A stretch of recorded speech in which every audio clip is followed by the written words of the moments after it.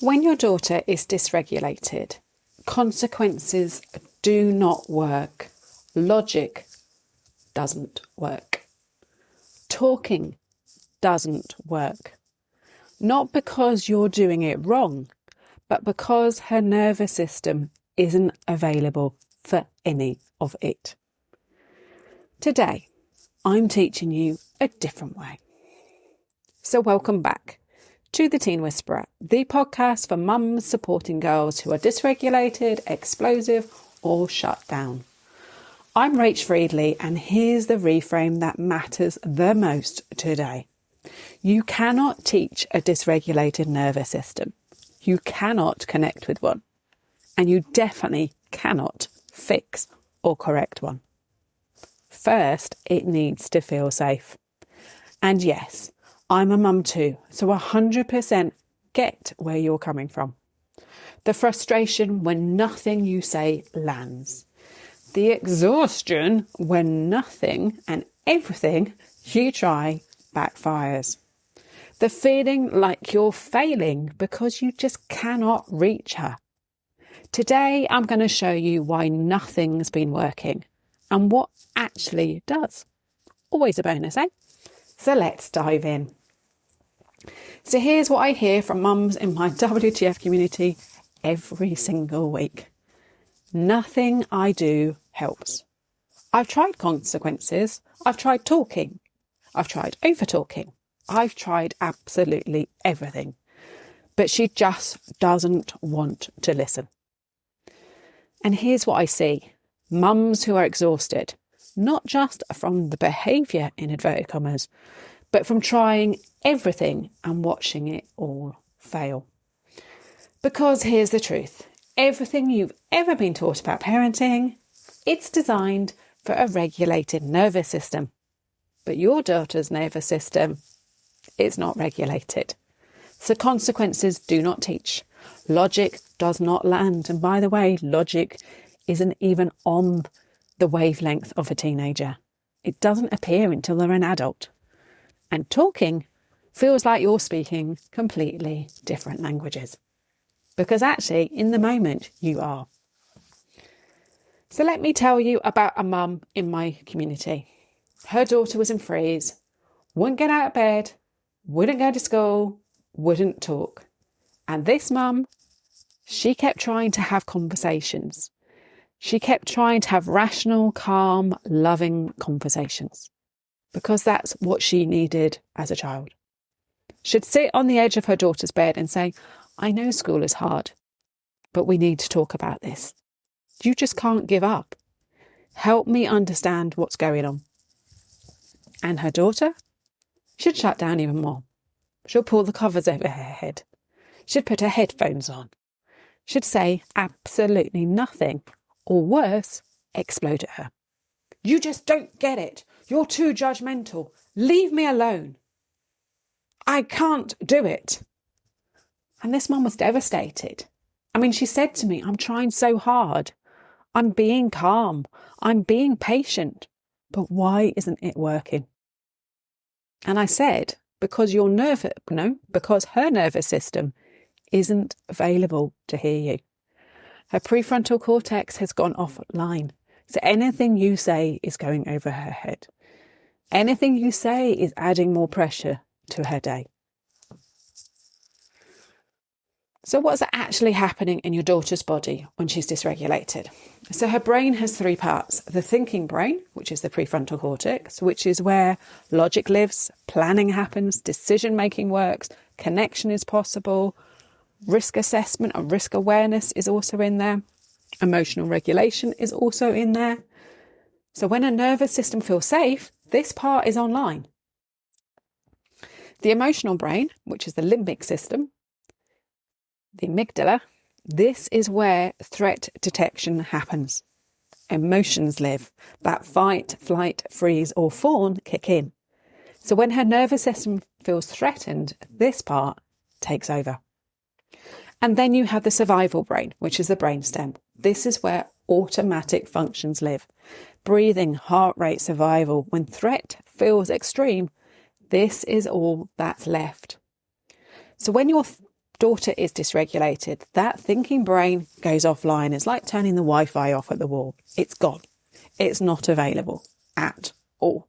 So when you try to have a rational conversation, she can't.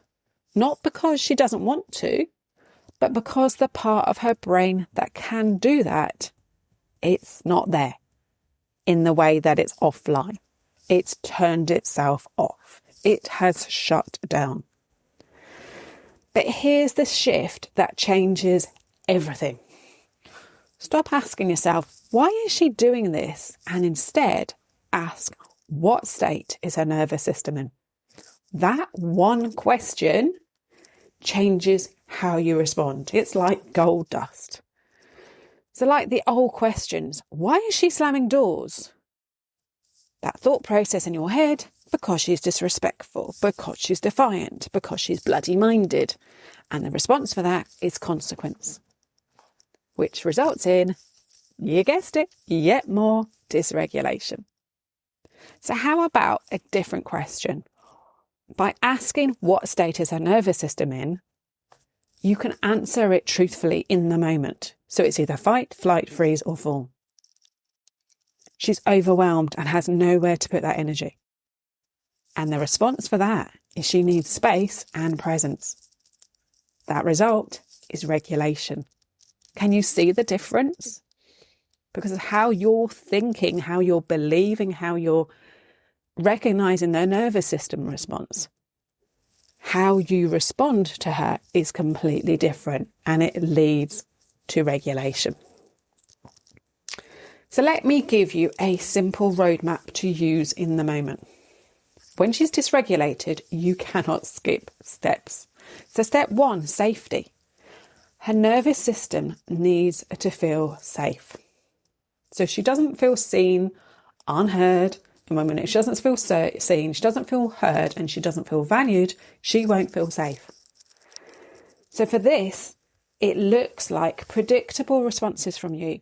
No additional demands, space and calm for you both, and the knowledge that you're not going to punish, lecture, or try to fix the situation.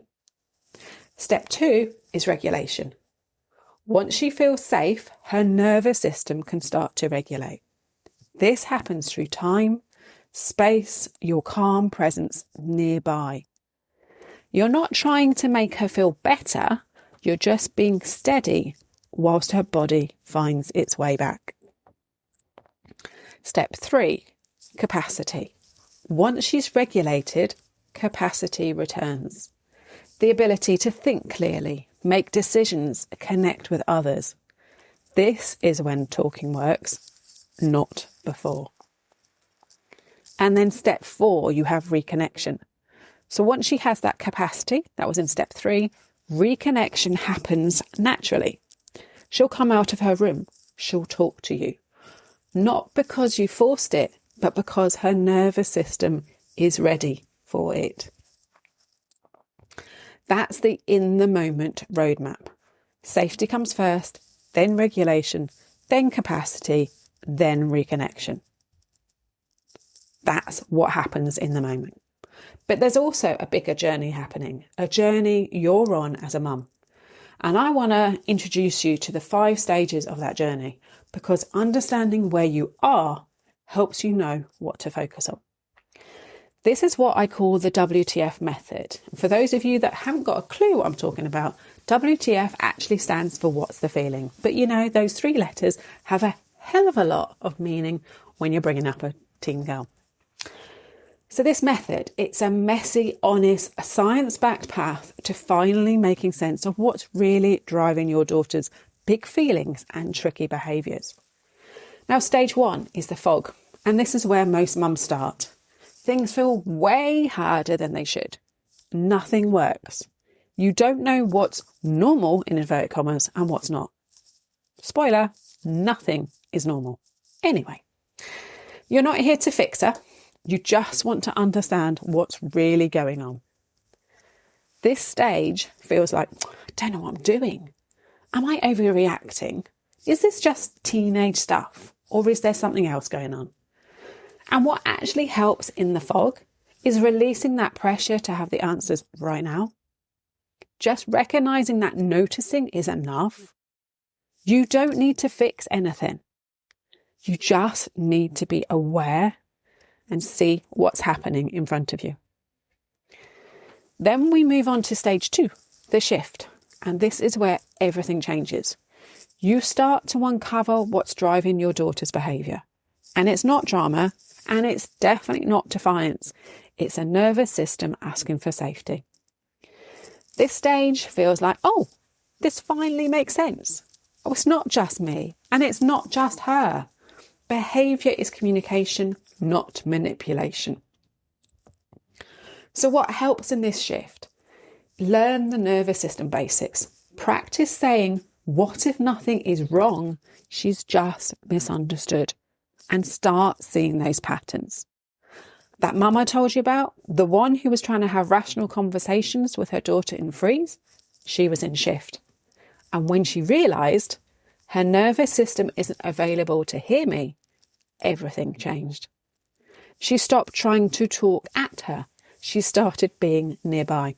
No words, no pressure, just presence, just boundaries.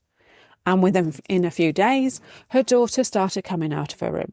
Not because that mum fixed anything, but because she understood the state underneath and was there to support her and herself. Then we have stage 3, the anchor. This is where you learn how to show up as her steady place. Calm, connected, clear, even when her feelings feel really big and overwhelming. This stage feels like I can stay grounded when she's dysregulated. I don't have to match her chaos. I can pause and respond rather than react to the situation. So what helps in the anchor? Practice simple co-regulation tools. See hard moments as opportunities, not failures. And use daily connection points to build that trust. And then you have stage 4, the rhythm. This is where you've built tools that actually work consistently and calmly. Home life feels lighter. You're not walking on eggshells anymore. You have new ways of communicating that feel less reactive. This stage feels like we're finding what actually works for both of us. I have tools I can actually use for me and for her. And this is starting to feel easier. I can see that light at the end of the tunnel. So what helps in the rhythm? Building rituals that support nervous system regulation for both of you. Reflecting on what feels good and what's working. And keep doing it. Continue with that continuity anyway. Adapt tools to your family's natural rhythm. And then you have stage 5, the integration. This is where the tools are woven into daily life. You're no longer trying to connect because you are already connected. Emotional tools are used with ease, not effort. Calm and connection are your default, not chaos. And parenting feels like a partnership, not performance. This stage actually feels like this is who we are right now. I don't have to think about it anymore. I don't have to constantly second guess. I don't have to firefight all the time. We found our way. And what helps in the integration is reflecting on how far you've come. Staying curious. You're still learning. This isn't the end game, and that's okay. And continue to evolve your tools as your daughter grows in confidence, in independence, and in age. So where are you right now? So here's what I want you to do. Think about where you are in this journey. Are you in the fog, trying to understand what the frig is going on? Are you in the shift, starting to see that behaviour as communication? Or are you in the anchor, learning to stay steady when she's not? You could be in the rhythm, building tools that actually work. Or you could be in integration, where this feels actually natural right now. So wherever you are exactly where you need to be. There is no end game on this one. Yes, there's 5 stages, but that doesn't mean you won't go back to stage 1 at some point. You won't go back to stage 3 after you've been at stage 5. It's an ever-evolving method. So this week's practice one simple thing. Noticing the state before you respond. When your daughter does something that hooks you, pause, even for 3 to 5 seconds. Put one hand in your belly, one hand in your chest, and breathe in through your nose, feeling your belly rise as you breathe in and lower as you breathe out. So you're breathing in through your nose and out through your mouth. And repeat that 3 times. Literally, that is it. Then ask yourself, what state is her nervous system in right now? Fight, flight, freeze, or fawn.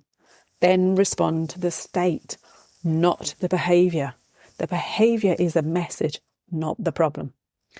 So here's what I want you to remember. Regulation before behaviour, always. You cannot teach a dysregulated nervous system. You cannot connect with one, and you cannot correct one. First, it needs to feel safe.